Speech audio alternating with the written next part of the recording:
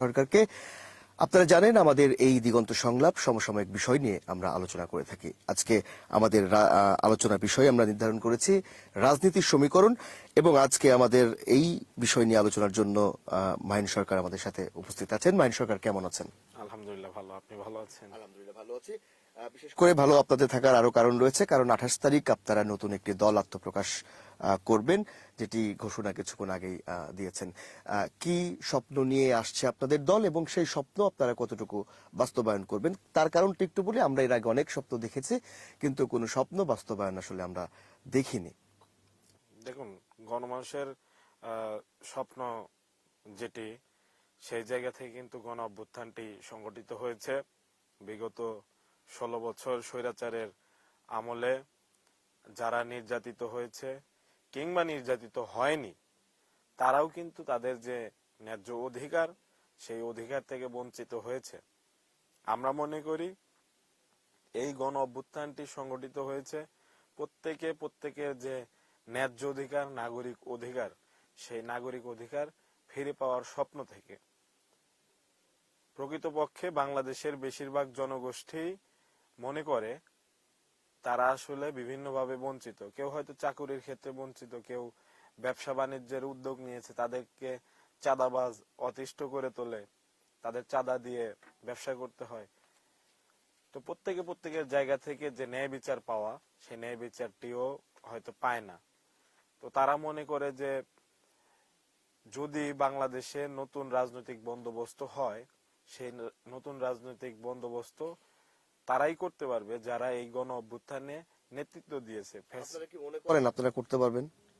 আমরা অবশ্যই সেই বিশ্বাসটুকু আমাদের উপরে আছে এবং আমরা মনে করি সেটি করা সম্ভব। দেশের জনগণ তো অন্তর্বর্তীকালীন সরকারকে বিশ্বাস করেছে, সেই জায়গায় বসিয়েছে, কিন্তু বর্তমান সমসাময়িক যে রাজনীতি এবং জনগণের যে দুর্বিষহ জীবন চলছে, নিরাপত্তা থেকে শুরু করে সমসাময়িক যে ইস্যুগুলো আমরা দেখছি, সেই জায়গা থেকে তো আসলে সবাই এখন আফসোস করছেন, বা অনেকেই বলছেন যে আসলে আমরা মানে যা চেয়েছিলাম সেই স্বপ্ন আসলে আমাদের পূরণ হবে কিনা। আপনারা কি সেই কাঙ্ক্ষিত লক্ষ্যে পৌঁছাতে পারবেন? আমরা অবশ্যই তার জন্য দায়বদ্ধ। আমরা মনে করি যে আমাদের জায়গা থেকে আমরা সর্বোচ্চটুকু চেষ্টা করছি এবং করে যাব। তবে জনগণ আসলে যেটি ভাবেন, এটি আসলে তাদের অনেকখানি আশাহতের কারণ অবশ্যই আছে। সেই জায়গা থেকেই এভাবে ভাবেন এবং আমরাও তাদের সাথে একমত, এবং আমরা কিন্তু জনগণের বাইরে কেউ নই। এবং আমরা এখনো, যেহেতু বিশেষত আমি ছাত্র হিসেবে যখন এখনো আমার ছাত্রত্ব আছে, সেহেতু আমি বলতে পারি যে আমি ছাত্র হিসেবে বিভিন্ন জায়গায় বঞ্চিত পূর্বে ছিলাম।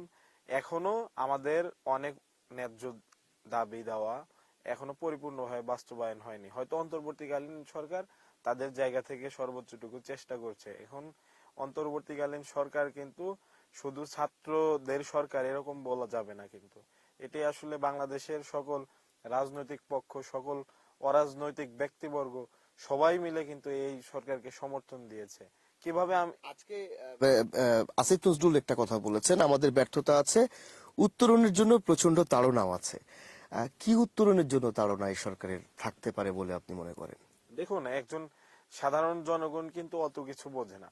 সে ভাবে আমি যখন বাজারে যাব, ন্যায্য মূল্যে, স্বল্প মূল্যে আমার দ্রব্যটি কিনতে পারবো এবং কিনে ফেরার পথে নিরাপদে আমি বাসায় ফিরবো। এটি কিন্তু আসলে মানুষের মৌলিক চাহিদার জায়গাটুকু। এবং বাংলাদেশের মানুষের যে সংগ্রামের মূল জায়গায় কিন্তু এখনো এই বিষয়টি আছে। যেগুলো উন্নত রাষ্ট্র, তারা কিন্তু এই প্রাথমিক অবস্থা কাটিয়ে তারা কিন্তু অনেকখানি সামনে অ্যাডভান্স লেভেলে পৌঁছে গেছে। কিন্তু আমরা এখনো যে ন্যায্য অধিকার, একেবারেই সে ন্যায্য অধিকারের জায়গায় টুকুতে পৌঁছাতে পারেনি। কারণ রাজনৈতিক যে পক্ষগুলো আছে, তারা দেখা যায় তাদের যে ক্ষুদ্র স্বার্থ, সেই ক্ষুদ্র স্বার্থের মধ্যে আবদ্ধ থাকে। তারা দলের ঊর্ধ্বে যেতে পারে না কখনো। তারা জাতীয় স্বার্থের জায়গাটিতে ওইভাবে দেখা যায় যে পৌঁছাতে পারে না, ঐক্যমত হইতে পারে না। যার কারণে এই গণ অভ্যুত্থান পরবর্তী সময়েও আমরা দেখতে পাচ্ছি যে সাধারণ মানুষের যে অধিকারের জায়গা থেকে যে প্রশ্নগুলো আসা দরকার, সেখানে সেই প্রশ্নগুলো আসছে না, বা সরকারকে সেই প্রশ্নগুলো করা হচ্ছে না। সরকারকে প্রশ্ন করা হচ্ছে কবে আপনারা নির্বাচন দেবেন। নির্বাচন অন্যতম এই সরকারের একটি এজেন্ডা। কিন্তু সরকার তো আগে সাধারণ মানুষের যে কষ্ট, সাধারণ মানুষের যে ন্যায্য অধিকার, সেই সেই জায়গা থেকে কেন গাফিলতি করছে সেই প্রশ্নগুলো করা দরকার। এবং সেই জায়গা থেকে আমরা ছাত্ররা কিন্তু বরাবরই মাঠে আছি, ছিলাম। সেই সেই জায়গা থেকে তো দেখছি যে রাজনৈতিক দল কিছু অংশ বলছে সংস্কার প্রয়োজন, আবার কিছু অংশ বলছে সংস্কার নির্বাচনের পর করলেও তো হয়। আপনাদের দলের বা আপনার পক্ষ থেকে যদি জানতে চাওয়া হয়, সংস্কার বলতে আসলে আপনারা কি বোঝাতে চাচ্ছেন এবং এই সংস্কার আসলে কতটুকু প্রয়োজন? দেখুন, সংস্কার আসলে বাংলাদেশের যে বিভিন্ন আহ, খাত আছে, আমি যদি বলি রাষ্ট্রের যে বিভিন্ন খাতগুলো, সেটি হোক বিচার বিভাগ বা এক্সিকিউটিভ জায়গা, যেখানে আমি বলি না কেন, এখানে সংস্কার এই কারণে প্রয়োজন যে এই যে কাঠামোটি, এই কাঠামোটি তৈরি করে গেছে কিন্তু ব্রিটিশরা। তো ব্রিটিশদের পারপাস কিন্তু সার্ভ করতো এই কাঠামো। তো খুব স্বাভাবিকভাবে ব্রিটিশ রাজ যখন পলায়ন করেছে, ভারতবর্ষ ত্যাগ করছে, বাংলাদেশ ত্যাগ করেছে, তখন কিন্তু তাদের জায়গায় অধিষ্ঠিত হয়েছে পাকিস্তানি শাসক গোষ্ঠী। শুধু চেহারা পরিবর্তন হয়েছে, কিন্তু কাঠামো একই আছে। বাংলাদেশের যদি পেনাল কোডের কথা বলি, 1860 সালের সেই পেনাল কোড আছে। এখানে মানুষের দণ্ডবিধির কথা আছে, যারা অপরাধী তাদের দণ্ডবিধির কথা আছে। কিন্তু যে বিচার করবে তার কি দণ্ডবিধির কথা আছে? বাংলাদেশে যে এক্সিকিউটিভ একজন ব্যক্তি, যিনি বাংলাদেশের প্রশাসক যে কোনো পর্যায়ের, সে যদি কোনো অপরাধ করে, তার কেন আলাদা নিয়মে বিচার হবে? তার শাস্তি কেন এত অল্প হবে? সেই জায়গা থেকে কিন্তু তারা অনেক বেশি ক্ষমতাবান হয়ে ওঠে এবং সেই জায়গা থেকে কিন্তু তারা অপেক্ষা করে যে বাংলাদেশে আসলে অধিকতর শক্তিশালী কোন ফেসটা আসছে বা আসবে, তার জন্য তারা অপেক্ষা করে। তাদের পারপাস তারা সবসময় সার্ভ করবে। তো সেই জায়গা থেকে কিন্তু তাদের মধ্যে সবসময় বায়াসনেস কাজ করে। আবার দেখুন, এখানে যে নিয়োগ প্রক্রিয়া হয়, সেটি একেবারে স্কুল শিক্ষক থেকে শুরু করে আপনি বিসিএস ক্যাডার, যে নিয়োগ প্রক্রিয়াগুলো হয়, সেখানে যে রাজনৈতিক দলগুলো বিভিন্ন সময় ক্ষমতায় আসে, তারা কিন্তু প্রভাব খাটায় এবং প্রভাব খাটানোর কারণে তারা তাদের মতাদর্শে বিশ্বাসী ব্যক্তিদেরকে নেয়। তো সেই ব্যক্তিরা যখন ওইখানে বসে, তারা কাদের পারপাস সার্ভ করবে? তাদের পারপাসে কিন্তু সার্ভ করতে তারা সেখানে গিয়েছে। তো এই যে গোড়ায় গলদ, এই গোড়ায় গলদ যতদিন না দূর হবে, ততদিন আমি যতই বলি সংস্কার প্রয়োজন, সেই সংস্কার কিন্তু হবে না। তো আমরা বলি যে বাংলাদেশের রাষ্ট্রের, সেটি বিচার বিভাগ হোক, এক্সিকিউটিভ বিভাগ হোক, সবখানেই সংস্কার প্রয়োজন, সংবিধানেও সংস্কার প্রয়োজন। কেননা সংবিধানে সেই গোড়ায় গলদ আছে বিধায়ী এত বড় গণ অভ্যুত্থানটি হয়েছে।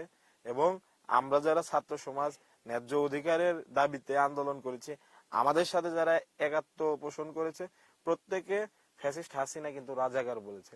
অথচ আমরা কিন্তু সবাই যারা ছিলাম সামনে ফ্রন্ট লাইনে, আমরা কিন্তু দেখতে এবং কথা বলি বাংলায়, দেখতে বাঙালি, আমরা বাই ব্লাড বাঙালি, কিন্তু বাঙালি হওয়া সত্ত্বেও আমাদেরকে বলা হয়েছে রাজাকারের বাচ্চা।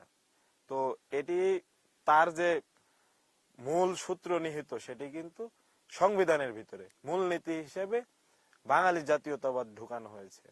তো সেখানে কিন্তু বাংলাদেশের এই ভৌগোলিক সীমারেখায় 56,000 বর্গ মাইলের সবার কথা উঠে আসছে না, শুধু বাঙালিদের কথাই উঠে আসছে। যে গারো, তার কথা উঠে আসছে না। যে চাকমা, তার কথা উঠে আসছে না। কিংবা জেনেভা ক্যাম্পে যে শিশু জন্ম নিয়েছে, যাদেরকে আমরা বিহারি বলি, তাদের অধিকারের কথা নেই। তো আমরা সামগ্রিকভাবে অধিকারের কথাটি বলতে চাই এবং আমরা মনে করি সবখানে সংস্কার প্রয়োজন। তো আপনি দেখেছেন 2 দিন আগে কিন্তু প্রধান উপদেষ্টার যে প্রেস সচিব, তিনি কিন্তু বলেছেন উর্দু ভাষীদের জন্য একটি একাডেমি হবে। এটিকে আমরা অবশ্যই অ্যাপ্রিসিয়েট করি। এভাবেই সংস্কারটি হবে। হয়তো পরিপূর্ণ সংস্কার বা সব জায়গায় 100% বাস্তবায়ন সম্ভব নয়, তবে মোটামুটি একটি কাঠামো এই সরকারের দাঁড় করিয়ে রাখা প্রয়োজন, যেন তাদের পদাঙ্ক পরবর্তী নির্বাচিত সরকার এসে অনুসরণ করতে পারে। একটি প্রশ্ন, আপনারা যেহেতু নতুন দল নিয়ে আসছেন, সেহেতু স্বাভাবিকভাবে আপনারা নির্বাচনে অংশগ্রহণ করবেন।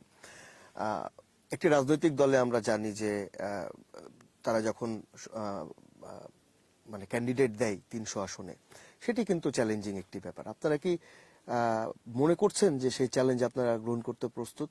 দেখুন, আমরা যখন মাঠ পর্যায়ে গিয়েছি, কথা বলেছি, সেখানকার যারা তরুণ তাদের কিন্তু একটা স্পিরিট আছে, এবং তারা অনেকে আছে যারা যাদের এলাকায় বিভিন্ন আহ, রাজনৈতিক দলের হেভিওয়েট ক্যান্ডিডেট আছে, কিন্তু তারা চায়, এই তরুণরা কিন্তু চায় যে তারাও নির্বাচন করবে, এবং তারা ন্যায্য যে দাবি দেওয়া মানুষের, সেটি অধিকার আদায়ের লক্ষ্যে তারা একটা ইশতেহার দেবে এবং তাদের একটি কার্যপরিধি দেবে, যেটি দেখে জনগণ তাদেরকে ভোট দেবে। এবং তারা মনে করে এই সমস্ত যারা হেভিওয়েট ক্যান্ডিডেট আছে তাদেরকেও হারানো সম্ভব, যদি না এই তরুণ প্রজন্ম আহ, দল গঠনের পূর্বেই বা শুরুতেই যদি না দুর্নীতিতে জড়িয়ে পড়ে, তাহলে মানুষ অবশ্যই। সেই জায়গাটি আপনারা নিশ্চিত করবেন কিভাবে? আমরা তো বরাবর এর আগেও দেখে আসছি যে ক্ষমতা যখন আসলে স্বাভাবিকভাবে যখন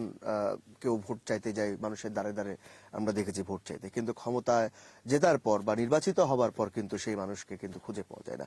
সেই জায়গাটি আপনারা কিভাবে নিশ্চিত করবেন? আমরা অবশ্যই যারা ছাত্র সমাজ আহ, এবং যারা আমাদের সাথে আছে এই নতুন রাজনৈতিক দলে বা থাকবে, তারা প্রত্যেকে কিন্তু যার যার এলাকায় যাব এবং সেই এলাকার প্রতি আমরা দায়বদ্ধতা থেকে এই নির্বাচনে অংশ নেব। এবং যদি নির্বাচনের কথা বলি যে 300 আসনে দেওয়ার মতো ক্যান্ডিডেট আছে কিনা, আমাদের মনে হয় যে 300 আসন অবশ্যই দেওয়ার মতো ক্যান্ডিডেট থাকবে, কারণ অনেকে আগ্রহী।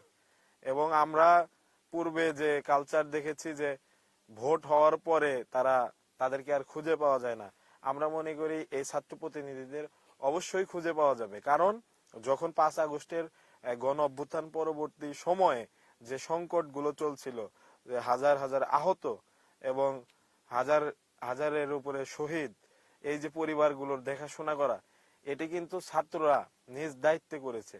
যখন রাস্তায় কোনো পুলিশ ছিল না, তখন কিন্তু ছাত্ররা নিজ দায়িত্বে গিয়ে তারা এই রাস্তায় কিন্তু ট্রাফিক পুলিশের কাজ করেছে। তারা কিন্তু পরিষ্কার পরিচ্ছন্ন বিভিন্ন কর্মসূচি নিজ উদ্যোগে দিয়েছে। তো জনগণ অবশ্যই এদের উপর আস্থা রাখবে বলে আমি মনে করি, যদি না শুরুতে আমরা দুর্নীতিতে জড়িয়ে পড়ি। যদি যে স্বভাবত রিপুর ফাঁদ, যে ষড়রিপু আছে মানুষের, সেটিকে যদি আমরা এড়িয়ে চলতে পারি, আমরা অবশ্যই গেইন করব। নির্বাচন কমিশনার বলেছেন যে ডিসেম্বরেই নির্বাচনের একটা সম্ভাবনা রয়েছে। আমি যদি ভুল না করি সার্জিস আলম বলেছিলেন যে জাতীয় নির্বাচনের আগে ছোট বা তৃণমূল যে নির্বাচনগুলো সেগুলো দেয়া হলে ভালো হবে। আবার রাজনৈতিক দল যদি বলি, বিএনপির ক্ষেত্রে বলি, তারা চাচ্ছে যে সরাসরি প্রথমের জাতীয় নির্বাচন আগে চাই। এই মতবিরোধ কেন? দেখুন, এক একটি পলিটিক্যাল পার্টির এক একটি পলিটিক্যাল এজেন্ডা আছে। আমি শুরুতেই একটি জিনিস ক্লিয়ার করেছি যে বিভিন্ন যে রাজনৈতিক পক্ষ আছে তারা কিন্তু দলের ঊর্ধ্বে যে দেশ, এটি কতটুকু ভাবতে পারে এটি নিয়ে আমরা কিন্তু প্রশ্ন তুলেছি এর আগেও। তো স্থানীয় পর্যায়ের যে নির্বাচন, এটি কিন্তু কোনো অংশে জাতীয় নির্বাচনের চাইতে কম গুরুত্বপূর্ণ নয়। কারণ এখন যারা দায়িত্ব পালন করছেন তারা কিন্তু বিভিন্ন প্রশাসনিক কর্মকর্তাগণ এই স্থানীয় পর্যায়ের এই দায়িত্বগুলো পালন করছেন। একজনের পক্ষে কিন্তু এত দায়িত্ব পালন করা, এটি টু বি অনেস্ট আসলে ইম্পসিবল। খুব স্বাভাবিকভাবে স্থানীয় পর্যায়ে মানুষের যে সমস্যা, সেই সমস্যার ভারে এই স্থানীয় পর্যায়ের যে প্রশাসন ব্যবস্থা বলি, এটি কিন্তু ভেঙে পড়েছে, যার কারণে মানুষের এই মুহূর্তের যে ক্রাইসিস সেটি দেখা দিয়েছে। তো এই কারণে যেটি প্রথম সমস্যা, সেটি হলো স্থানীয় পর্যায়ে সাধারণ মানুষের যে কষ্ট, সেটি দূর করার জন্য স্থানীয় সরকার নির্বাচন, এটি খুব স্বাভাবিক লজিক, এটি দেওয়া প্রয়োজন। আর জাতীয় নির্বাচন তো হবেই। এই সরকারের অন্যতম এজেন্ডা জাতীয় একটি নির্বাচন দেওয়া নিরপেক্ষভাবে। সেই এজেন্ডার লক্ষ্যে তো সরকার তার রোডম্যাপ দিয়েছে এবং একটি সময়সীমা তো দিয়েছে। তো আমার মনে হয় যে যারা রাজনৈতিক দলগুলো আছে তারা কোনোভাবেই পারছে না তাদের দলীয় স্বার্থের বাইরে গিয়ে দেশের স্বার্থ ভাবা, হয়তো এই কারণে এরকমটি হচ্ছে। সম্প্রতি কুয়েটের ঘটনা আমরা সবাই দেখেছি এবং আপনিও ফেসবুকে কিছু স্ট্যাটাস দিয়েছেন।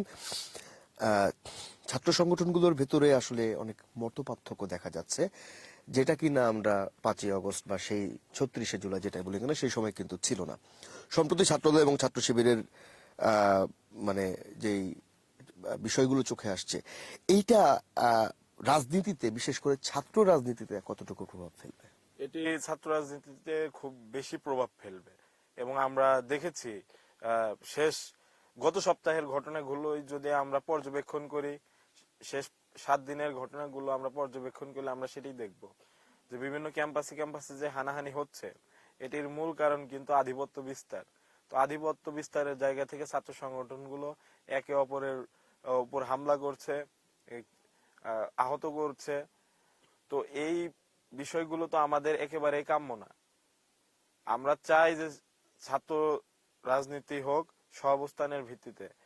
আপনারা জানেন যে গণ অভ্যুত্থানের সময় আমরা সর্বমতের ভিত্তিতে 1 দফার আগে কিন্তু 9 দফা ঘোষণা করেছিলাম। সেখানে 7ম দফায় কিন্তু লেজুর ভিত্তিক ছাত্র রাজনীতি নিষিদ্ধের কথা ছিল। এখন 5 আগস্টের পরে কোন ক্ষুদ্র স্বার্থের জায়গা থেকে হয়তো ছাত্র রাজনীতি যারা করেন বা রাজনৈতিক সংগঠনগুলো আছেন তারা সেখান থেকে বের হয়ে আসতে পারেননি। কারণ লেজুর ভিত্তিক ছাত্র রাজনীতি নিষিদ্ধের কথা বলা হয়েছে, ছাত্র সংগঠন কিন্তু নিষিদ্ধের কথা বলা হয়নি। এখন এখানে কিন্তু ডিবেট হতে পারতো যে লেজুর ভিত্তিক ছাত্র রাজনীতি কে বা কারা করে। সেক্ষেত্রে এই যে ছাত্র সংগঠনগুলোর ভেতরে তারা কিন্তু সংস্কার এনে তারা যে কোনো রাজনৈতিক দলের লেজুর নয় বা লেজুর ভিত্তি অনুসরণ করে না সেটি কিন্তু প্রমাণ করতে পারতো। তখন কিন্তু আর এই সংকটগুলো থাকতো না। এই সংকটগুলো হচ্ছে কেন? কারণ ভবিষ্যতে কারা নির্বাচনে জয়লাভ করার পর সংসদে বসবে, তারা ক্ষমতায় আরোহণ করবে, তার জন্য কিন্তু আজকে এই প্রতিযোগিতা হচ্ছে মাঠ পর্যায়ে। যেহেতু ছাত্ররা একটি মোট জনসংখ্যার একটি বড় অংশ, সেই জায়গা থেকে তাদেরকে নিয়ন্ত্রণের জন্য দেখা যাচ্ছে যে ছাত্র সংগঠনগুলোর মধ্যে একটি অসুস্থ প্রতিযোগিতা চলছে। এটি হতো না যদি না তারা লেজুর ভিত্তি মেইনটেইন না করতো। সম্প্রতি মধুর ক্যান্টিনে শিবিরের সংবাদ সম্মেলন হয়েছে আমরা দেখেছি এবং ছাত্র ইউনিয়ন বলেছে এটি মানে মধুর ক্যান্টিনে ছাত্র শিবিরের সংবাদের সম্মেলনে ধৃষ্টতা মানান নয়। এই বিষয়ে আপনার মন্তব্য জানতে চাই। দেখুন, এটি আসলে তাদের একেবারে তাদের দৃষ্টিভঙ্গি থেকে তারা বলেছে, কিন্তু আমরা জানি যে মধুর ক্যান্টিন আসলে সর্বসাধারণ কিংবা যদি কেউ নিজেকে ভিআইপিও মনে করে থাকে প্রত্যেকের জন্যই উন্মুক্ত। বাংলাদেশের শুধু ঢাকা বিশ্ববিদ্যালয়ের শিক্ষার্থী নয়, সর্বসাধারণই কিন্তু মধুর ক্যান্টিনে যায়। তো সেই জায়গা থেকে বাংলাদেশ ইসলামী ছাত্র শিবির তারা সেখানে সংবাদ সম্মেলন করেছে, এজন্য ছাত্র ইউনিয়নের প্রতিবাদ। এটিকে আমি খুব একটা যৌক্তিক মনে করি না, এটি অনেকটাই ফ্যাসিবাদী আচরণের বহিঃপ্রকাশ বলে আমি মনে করি। ছাত্র শিবিরের সম্ভবত ছাত্র শিবির যেটি বলেছে, ছাত্র দলের মধ্যে নিষিদ্ধ ছাত্রলীগের প্রতিচ্ছবি দেখা যাচ্ছে। এই বিষয়ে আপনার মন্তব্য জানতে চাই। দেখুন, এটি আসলে তারা তাদের রাজনৈতিক দৃষ্টিকোণ থেকে বলেছে। এখানে ছাত্রদল বা ছাত্র শিবির কোনটির প্রতি আমাদের বিশেষ ইন্টারেস্ট বা শত্রুতা কোনো কিছুই নেই। আমরা কাঁধে কাঁধ মিলিয়ে লড়েছি। তবে ছাত্র দলের বিভিন্ন ক্যাম্পাসে যে কর্মকাণ্ড, সেই কর্মকাণ্ডের কারণে তারা মূলত সমালোচিত হচ্ছে এবং এই কর্মকাণ্ডের ধারাবাহিকতা যদি তারা বজায় রাখে তাহলে কিন্তু তাদের জনপ্রিয়তা দিন দিন হ্রাস পাবে। কারণ বিভিন্ন জায়গায় চাঁদাবাজি কিংবা টেন্ডারবাজি, এই বিষয়গুলো কিন্তু মানুষ আর ভালোভাবে নেয় না এবং যারা এগুলো করে তাদের বিরুদ্ধে কিন্তু মানুষ এখন সরাসরি বলে। তো সেই জায়গা থেকে আমরা দেখতে পাচ্ছি যে বিভিন্ন পত্র পত্রিকাতে আপনাদের কি কোনো ভূমিকা থাকতে পারে? আমরা অবশ্যই ভূমিকা পালন করি এবং করতে চাই। আমরা বেশ কিছুদিন আগে যখন আমরা দেখেছি যে বিভিন্ন ছাত্র সংগঠনগুলোর মধ্যে অনৈক্য সৃষ্টি হচ্ছে, তখন কিন্তু আমরা একটি সাধারণ সভা কল করেছিলাম। সেখানে কিন্তু আবার ছাত্র দল এর প্রতিনিধি উপস্থিত হয়নি। তো সবকিছু মিলিয়ে আসলে তারা ক্ষুদ্র স্বার্থের বাইরে হয়তো যেতে পারছে না। সেই জায়গা থেকে সমালোচনা তো অবশ্যই আছে, তবে সবার জন্যই শুভকামনা তারা যেন লেজুর ভিত্তি ছেড়ে আসতে পারে। তাহলে তাদের মধ্যে যে এই মতদ্বৈততা এটি কিন্তু দূর হবে। বাংলাদেশের বর্তমান যে রাজনৈতিক সংকট, এখানে কি আপনি মনে করেন আন্তর্জাতিক আহ, কি বলবো যে সম্প্রদায়ের কোনো ভূমিকা থাকতে পারে? বাংলাদেশ একটি ছোট্ট দেশ, কিন্তু বাংলাদেশ একটি বড় জনসংখ্যার দেশ। জনসংখ্যার ভিত্তিতে বাংলাদেশ কিন্তু একটি বৃহৎ রাষ্ট্র, ছোট রাষ্ট্র নয়। কিন্তু যদি আয়তনের হিসেবে বলি তাহলে ক্ষুদ্র রাষ্ট্র। এবং বাংলাদেশের পার্শ্ববর্তী রাষ্ট্রগুলো আছে, বিশেষত বাংলাদেশের পাশে ভারত কিংবা চীন, তারা কিন্তু অনেক বড় শক্তি। তো তাদের ইন্টারেস্ট কিন্তু এই আহ, বাংলাদেশের ভৌগোলিক রাজনীতির উপরে কিন্তু অবশ্যই আছে। এবং তারা হয়তো বিভিন্ন ভাবে অবশ্যই চেষ্টা করে তাদের এজেন্ডা বাস্তবায়নকারী, বিশেষত ভারত, তাদের এজেন্ডা বাস্তবায়নকারী কোন রাজনৈতিক পক্ষ তাদেরকে এম্পাওয়ার্ড করা যায় কিনা এবং তাদের মাধ্যমে এই সরকারকে ব্যর্থ করা কিংবা ছাত্র জনতার যে ঐক্য সেটিকে নষ্ট করা, তার প্রচেষ্টা নিয়মিত চলছে এবং চলাটা খুবই স্বাভাবিক। কারণ এখানে বৃহৎ পক্ষগুলোর অবশ্যই ইন্টারেস্ট আছে। এবং আমরা আজকের যে কক্সবাজারের ঘটনাটি দেখলাম, সেখানে আমরা মনে করি যে অবশ্যই তার ইন্ধন থাকতে পারে। এর পাশাপাশি আমরা দেখেছি যে বাংলাদেশের যে এই সামগ্রিক ইস্যুগুলো ইস্যুগুলো নিয়ে কিন্তু বিভিন্ন পক্ষ, যারা সাংবাদিক হোক বা অ্যাক্টিভিস্ট, যারা বাংলাদেশের বাহিরে অবস্থান করে, তারা কিন্তু প্রচুর পরিমাণ আগ্রহ দেখাচ্ছে এবং বরাবরই তারা দেখায়। এবং এই আগ্রহের জায়গাটি খারাপ ভালো আমি বলবো না, তবে তাদের দৃষ্টিভঙ্গির পার্থক্যের কারণে এক একজনের বক্তব্য এক এক রকম হয়, সাধারণ মানুষ বিভ্রান্ত হয় এবং জনমনে কিন্তু প্রশ্ন আসে যে দেশের বাহিরে বসে তারা আসলে কার এজেন্ডা বাস্তবায়ন করছে। কারণ তাদের এজেন্ডা বা তাদের বক্তব্য সবকিছু কিন্তু ভিজিবল নয়, স্পষ্ট নয়। তো সেই জায়গা থেকে মনে করি যে বিভিন্ন মাধ্যমে, বিভিন্ন সংস্থার মাধ্যমে হোক, ব্যক্তির মাধ্যমে হোক, বাংলাদেশকে কিন্তু আন্তর্জাতিক ভাবেই অস্থিতিশীল করার চেষ্টা করা হচ্ছে। কারণ বাংলাদেশের মানুষের যদি ঐক্য বিনষ্ট হয় তাহলে খুব সহজেই তাদের এজেন্ডা বাস্তবায়িত হবে। দেশের বর্তমান রাজনৈতিক সংকট এবং নিরাপত্তা সংকট যে ইস্যুগুলো চলছে, সামরিক বাহিনীর বর্তমান ভূমিকা আপনার কাছে কি মনে হচ্ছে এবং ভবিষ্যতে সামরিক বাহিনীর অবস্থান আসলে কি হওয়া উচিত নির্বাচন পর্যন্ত যদি বলি? দেখুন, সামরিক বাহিনীর কাছ থেকে আমরা সবসময় চাই যে তারা নিরপেক্ষ অবস্থান নেবে। আমরা যখন আন্দোলনের সময় দেখেছি সামরিক বাহিনী কিন্তু মোটামুটি নিরপেক্ষ অবস্থান নিয়েছে। মোটামুটি এই কারণে বলছি, কারণ এই সামরিক বাহিনীর হাত ধরেই কিন্তু যারা আওয়ামী লীগের বিভিন্ন পর্যায়ের নেতাকর্মী, তারা কিন্তু সেফ এক্সিট পেয়েছে এবং এর বিভিন্ন আলামত বিভিন্ন সময় গণমাধ্যমের সামনে এসেছে। তার কোনো সদুত্তর কিন্তু সামরিক বাহিনীর যারা দায়িত্বশীল আছেন তাদের কাছ থেকে পাওয়া যায়নি। তো সামরিক বাহিনীর কিন্তু বক্তব্য বা তাদের কর্মকাণ্ড কোনোটি স্পষ্ট নয়। আমরা দেখেছি যে সামরিক বাহিনী সরকারের কাছ থেকে ম্যাজিস্ট্রেসি পাওয়ার চেয়ে নিয়েছিল এবং এই ম্যাজিস্ট্রেসি পাওয়ার দিয়ে তারা আসলে বাংলাদেশের কতটুকু সার্বিক আইন শৃঙ্খলার উন্নতি ঘটাতে পেরেছে সেটি কিন্তু আজকে জনমনের একটি কোশ্চেন, যে এটি তারা আসলে কিভাবে কোথায় কাজ করছে। তো সামরিক বাহিনীর যে ভূমিকা সেটিকে এই মুহূর্তে আমরা মনে করি প্রশ্ন করার সুযোগ আছে। এবং আমরা যখন আগস্টের শুরুতে, গত বছরের অর্থাৎ 24 আগস্টের একদম 1 তারিখ বা 2 তারিখের দিকে আমরা দেখেছি এই সামরিক বাহিনীর পক্ষে বিভিন্ন ব্যক্তিবর্গ বা নির্দিষ্ট গোষ্ঠীকে দিয়ে সামরিক বাহিনীর সরকার বারবার দরকার বাংলাদেশে, এ জাতীয় স্লোগানও দেওয়ানো হয়েছে।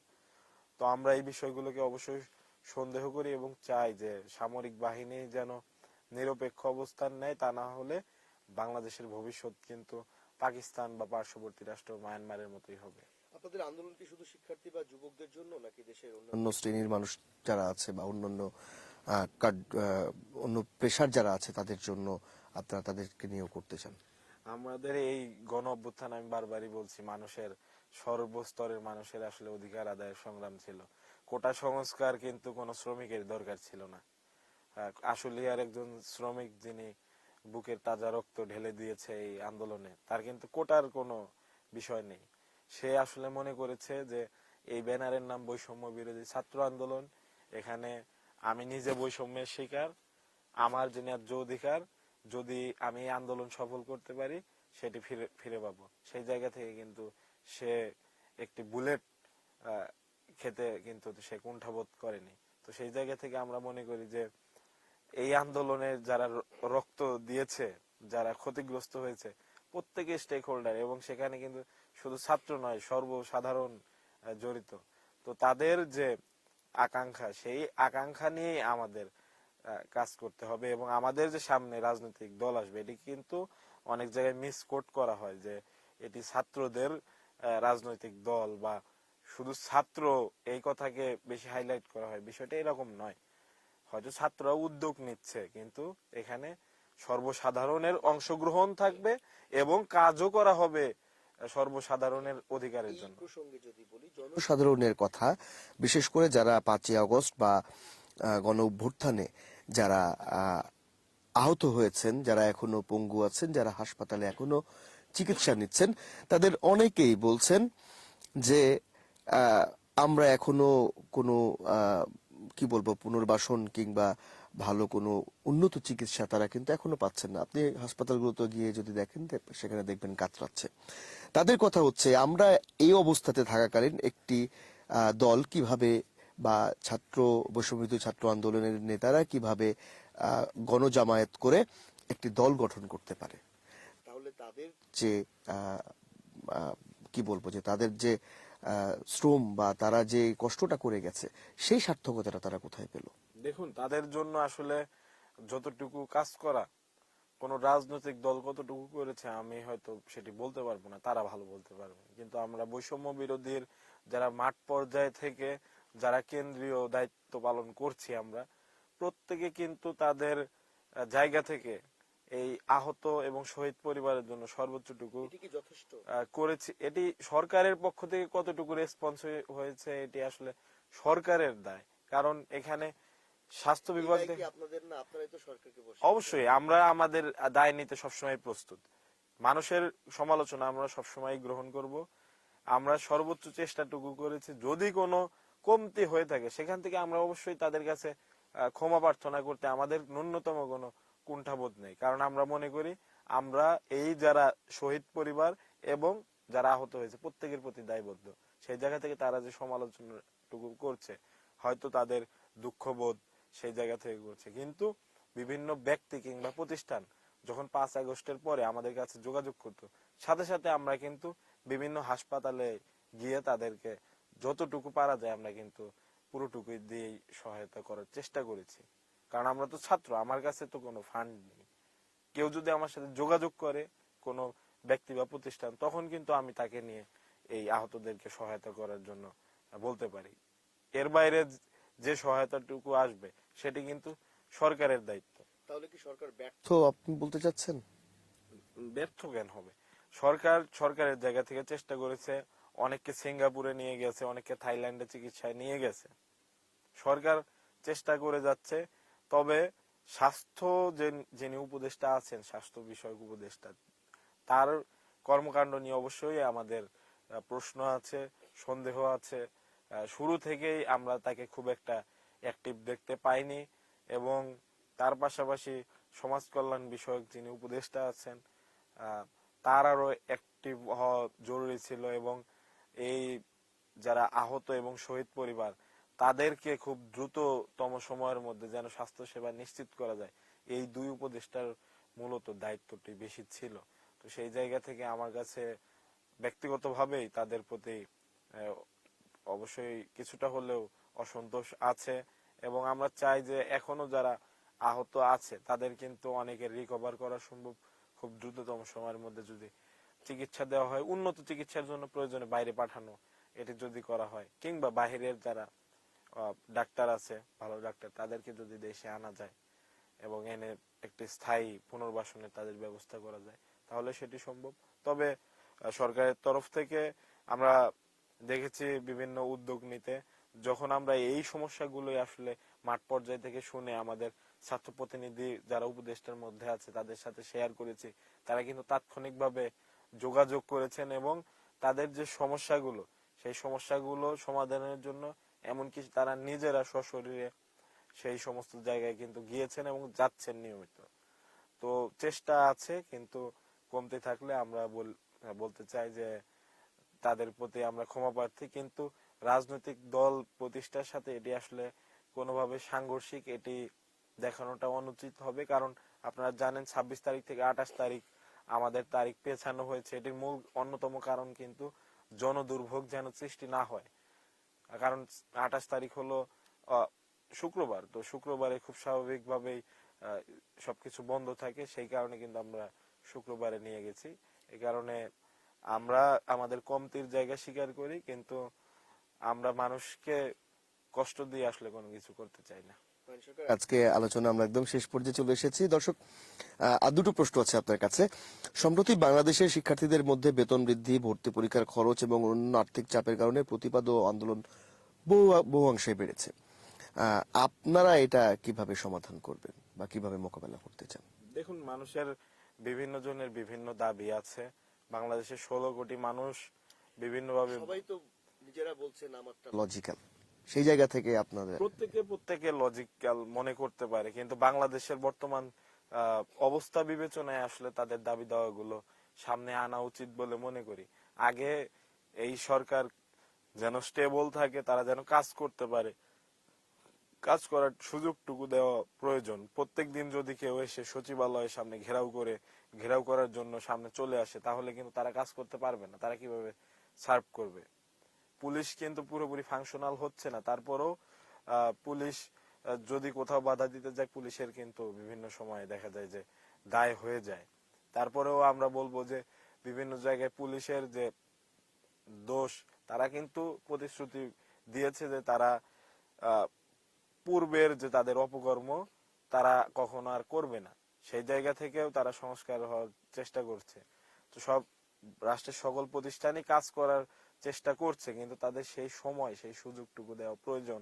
এবং বিভিন্ন সময়ে বিভিন্ন পক্ষ যখন দাবি নিয়ে এসেছে, সরকার কিন্তু সর্বোচ্চটুকু দিয়ে চেষ্টা করেছে এবং বিভিন্ন পক্ষের দাবি কিন্তু অলরেডি অনেক পক্ষের বাস্তবায়ন করা হয়েছে।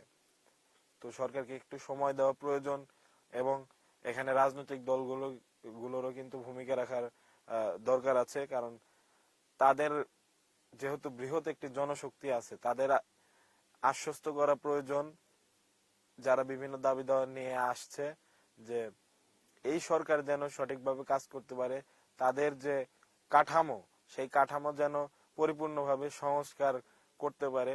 সে কারণে আপনারা একটু ধৈর্য ধরুন। আমরা কিন্তু এই আহ্বানটি তাদের কাছ থেকে দেখতে পাইনি, কিন্তু তারা বিভিন্ন সময় বক্তব্যে বলে যাচ্ছেন যে এই সরকার আমাদেরই সরকার। আচরণে সেরকম নয়, মনে হচ্ছে যে শুধু এই কয়েকজন ছাত্র মিলে এই সরকার তৈরি করেছে। বিষয়টা কিন্তু তা নয়, এখানে রাজনৈতিক ঐক্যমত্য ছিল এবং এখনো এই সার্বিক যে দাবি দাওয়া গুলো আসছে সবকিছুই প্রত্যেকের দায়িত্ব নিয়ে সমাধান করা প্রয়োজন, কারণ এই সরকারটি আসলে আমাদের প্রত্যেকের সরকার। এবং আমরা মনে করি যে এই সরকারকে সুযোগ দিলে মানুষের যে ন্যায্য দাবি দেওয়া, সেই ন্যায্য দাবি দেওয়ার জায়গাটুকু অনেকাংশে পূরণ করতে পারবে। শেষ প্রশ্ন, মাইন সরকার, তরুণদের রাজনৈতিক দল গঠনে কি কি বিষয়ে আপনাদের গুরুত্ব দেওয়া উচিত বলে আপনারা মনে করছেন? আমরা বেশ কিছু পরিবর্তন আনতে চাই। পরিবর্তনগুলোর জায়গা হবে এরকম যে একক নেতৃত্ব যেন আসলে কখনো না হয়, যে একটি কাল্ট ফিগার প্রতিষ্ঠা করা, সেই ধরনের কোনো চর্চা আমাদের ভেতর থাকবে না। এবং তার চেয়ে বড় ব্যাপার, এখানে সকল সিদ্ধান্ত হবে গণতান্ত্রিক উপায়ে, কারণ একটি রাজনৈতিক দলের ভেতরে যদি গণতন্ত্র থাকে, তাহলে তারা বাইরেও কর্মকাণ্ডে তার প্রতিফলন ঘটাতে পারবে এবং যারা নেতৃত্বে আসবে তারা কিন্তু দায়বদ্ধতা নিয়ে আসবে। তো সেই জায়গা থেকে আমরা চাই এবং আরেকটি বিষয় যে আমাদের কোনো লেজুর বৃত্তি থাকবে না, না আমরা কারো লেজুর বৃত্তি করব না, আমাদের অন্য কোনো সহযোগী সংগঠন থাকবে বা তারা আমাদের লেজুর বৃত্তি করবে, কেউ কারো পারপাস সার্ভ করবে না। সামগ্রিক বাংলাদেশের যে সামষ্টিক স্বার্থ, সেই লক্ষ্যে আমরা কাজ করে যাব। সরকার আপনাকে। প্রিয় দর্শক, আমরা আমাদের আজকে দিগন্ত সংলাপ এখানেই শেষ করব। আজকের অতিথিকে অসংখ্য ধন্যবাদ। তিনি বেশ কিছু বিষয় আমাদেরকে জানিয়েছেন এবং আশা করছি আপনাদেরও আমাদের আজকের এই আলোচনা ভালো লেগেছে। আগামী পর্ব দেখার আমন্ত্রণ জানিয়ে আজকে বিদায় নিচ্ছি। সবাই ভালো থাকবেন, সুস্থ থাকবেন। আল্লাহ হাফেজ।